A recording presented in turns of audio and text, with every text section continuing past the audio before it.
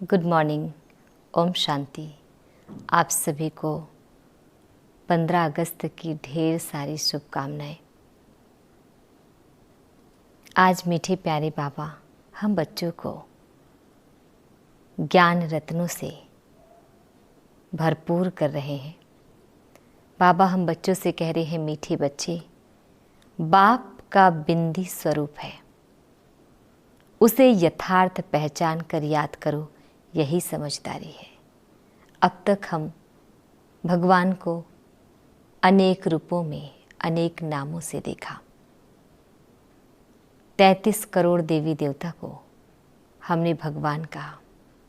जो देवी देवता है उसको बनाने वाला भी परम पिता परमात्मा शिव है, जो निराकार है।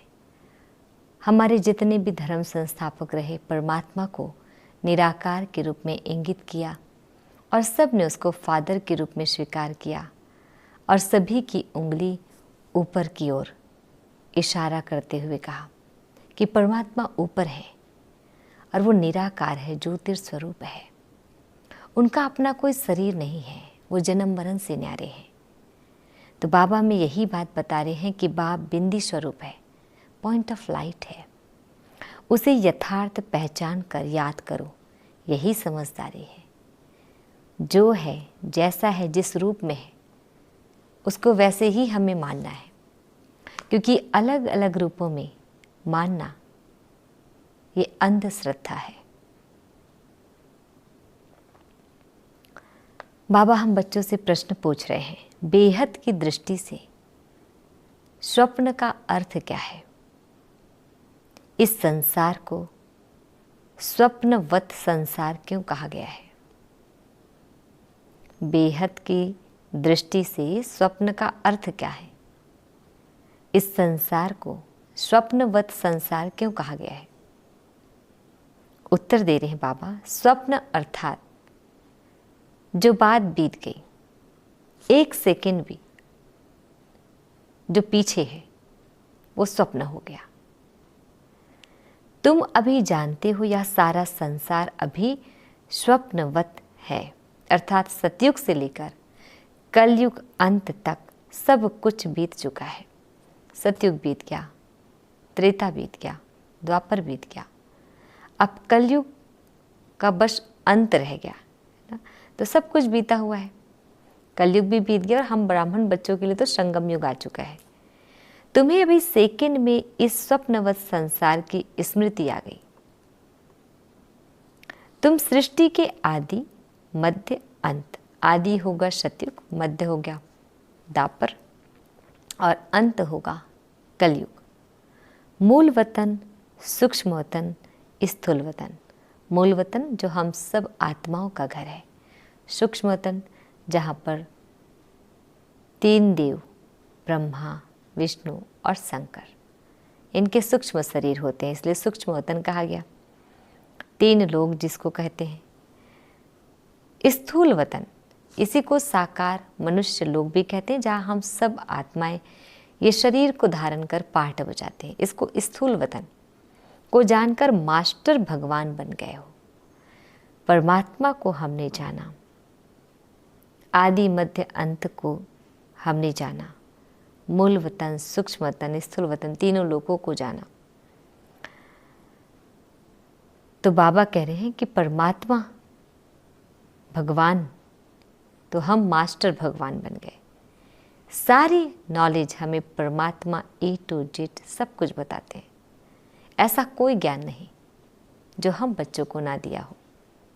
तो इसलिए बाबा के बच्चे अगर परमात्मा ज्ञान के सागर हैं तो हम मास्टर ज्ञान के सागर, प्रेम के सागर हैं मीठे प्यारे बाबा, तो हम मास्टर प्रेम के सागर हैं।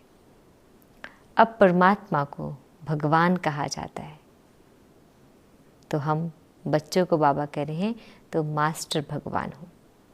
आज गीत है, कौन आया मेरे मन के द्वारे। ओम शांति। अच्छा, मीठे प्यारे बाबा हम बच्चों को विश कर रहे हैं, मीठे मीठे सिकिल दे बच्चों प्रति माता पिता बाप दादा का याद, प्यार और गुड मॉर्निंग। रूहानी बाप की रूहानी बच्चों को नमस्ते। हम रूहानी बच्चों की, रूहानी बाप दादाजी को याद, प्यार, गुड मॉर्निंग और नमस्ते नमस्ते नमस्ते। शुक्रिया बाबा, शुक्रिया। आज हम बच्चों को धारण करना है। फर्स्ट पॉइंट है, स्वदर्शन चक्र फिराती माया पर गुप्त रीति विजय प्राप्त करनी है। स्व का दर्शन करना कि मैं कौन सी आत्मा हूँ, अभी मेरा पार्ट क्या है, मैं अभी किस युग में हूँ, मेरा उद्देश्य क्या है, मेरे साथ कौन है। तो माया पर गुप्त रीति विजय प्राप्त करनी है तो अंदर ही अंदर हमें अपना पुरुषार्थ करना है। गुप्त पुरुषार्थी हैं, क्योंकि जो भी चीज़ें भी चल रही है वो सब मन में, विचारों में ही चल रही है। हमारी लड़ाई अभी विचारों में ही है। तो बाप समान नॉलेजफुल होकर रहना है। जैसे परमात्मा नॉलेजफुल है, वैसे ही हमें भी नॉलेजफुल होकर रहना है। और कब नॉलेजफुल बनेंगे? जब रोज़ हम मुरली को ध्यान से सुनेंगे, परमात्मा की बात को हम ध्यान से समझेंगे। सेकेंड पॉइंट, बाप जो है, जैसा है, उसे यथार्थ बिंदी रूप में जानकर याद करना है। बिंदु बन, बिंदु बाप की याद में रहना है। हम स्वयं को देह समझते हैं तो हमें लगता है कि परमात्मा भी, भगवान भी हमारे जैसे ही शरीरधारी होगा, इसलिए हमें देवी देवताओं को भगवान मानना आसान लगता है और साधारण होता है उसको याद करना। लेकिन वास्तव में परमात्मा तो बिंदी है। जैसे मैं आत्मा छोटी सी बिंदी हूँ, ये शरीर को देखा जा सकता है, लेकिन मैं इस शरीर में पार्ट बजा रही हूँ वो नहीं दिखाई देती, केवल महसूस किया जा सकता है। मैं इन आँखों से देख रही हूँ, मुख से बोल रही हूँ, ये शरीर जो हिल रहा है, मैं जो यूज़ कर रही हूँ, एक्शन कर रही हूँ, वो सब कुछ दिख रहा है। तो आपको लगेगा कि मैं इस शरीर में हूँ, माना ये शरीर अभी जीवित है। जैसे मैं इस शरीर को छोड़ देती हूँ, ये शरीर से डिटैच हो जाती हूँ, तो ये शरीर डेड बॉडी कहलाएगा। किंतु मुझ आत्मा को कोई देख नहीं सकता, क्योंकि मैं अविनाशी हूँ और विनाशी आँखों से मुझ आत्मा को देखा नहीं जा सकता, केवल महसूस किया जा सकता है। और महसूस भी आत्मा आत्मा को करती है। तो यहाँ पर बिंदु बन, बिंदु बाप की याद में रहना है। भोला नहीं बनना है। ऐसा भोला माना किसी भी देवी देवताओं को भी हम भगवान कह देते हैं। आजकल तो कई ऐसे गुरु भी हैं, उनको भी भगवान कह देते हैं। कोई अगर आपकी अच्छी हेल्प कर दे, कोई दया भाव जिसमें करुणा हो, तो हम कहते हैं कि ये भी भगवान का एक रूप है, ये भी भगवान ही है। अब बाबा हम बच्चों को वरदान दे रहे हैं। बाप के डायरेक्शन, प्रमाण, सेवा, समझ, हर कार्य करने वाले सदा अथक और बंधन मुक्त भव। बाप के डायरेक्शन, प्रमाण, सेवा, समझ, परमात्मा मुझे ये डायरेक्शन दे रहे हैं, समझकर हर कार्य को करने वाले सदा क्या होते हैं? अथक और बंधन मुक्त भव।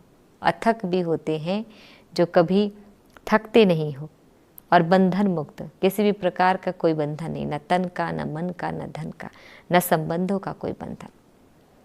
डिटेल है, प्रवृत्ति को सेवा समझकर संभालो, बंधन समझकर नहीं।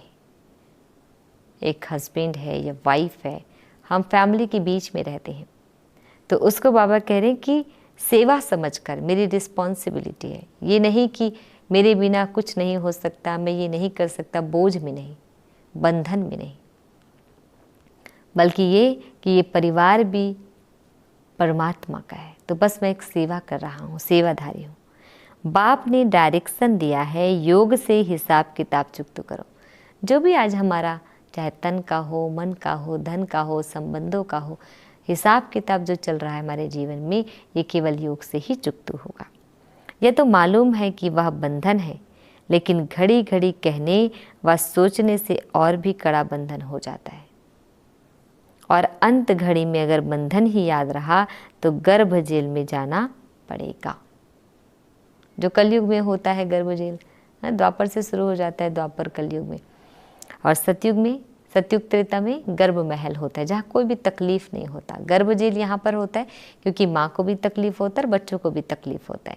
इसलिए कई धर्मों में और कई सारे ऐसे समाजों में बताया जाता है कि हमें गर्भ जेल में वापस नहीं आना है, उसके लिए श्रेष्ठ कर्म करना है।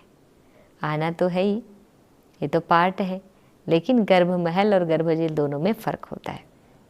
बाबा कह रहे हैं कि जैसे अगर आप अपने परिवार को जिम्मेदारी समझकर, बंधन समझकर करते हैं तो बोझ हो जाएगा, लेकिन अगर आप परिवार, ये जो परिवार है ये परमात्मा का परिवार है, ये समझकर सेवा भाव से किया तो आप बंधन मुक्त रहेंगे।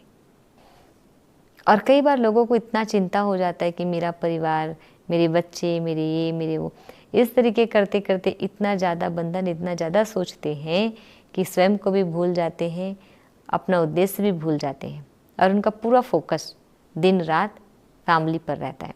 तो बाबा कहते हैं वो भी एक बंधन है।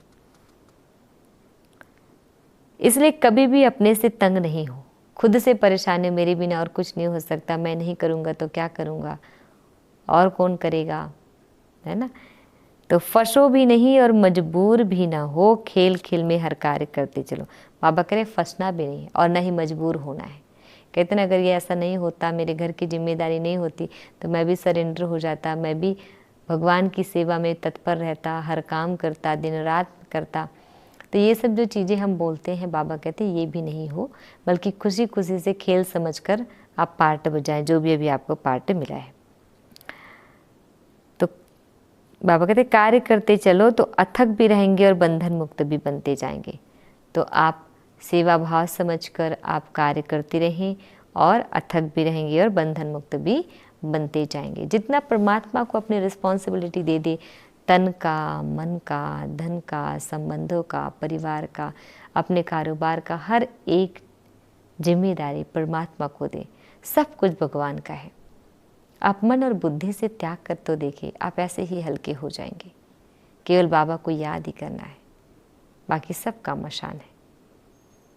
अच्छा, स्लोगन है, भ्रकुटी की कुटिया में बैठकर, प्रकृति की कुटिया में बैठकर तपस्वी मूर्त होकर रहो, वही अंतर्मुक्त है।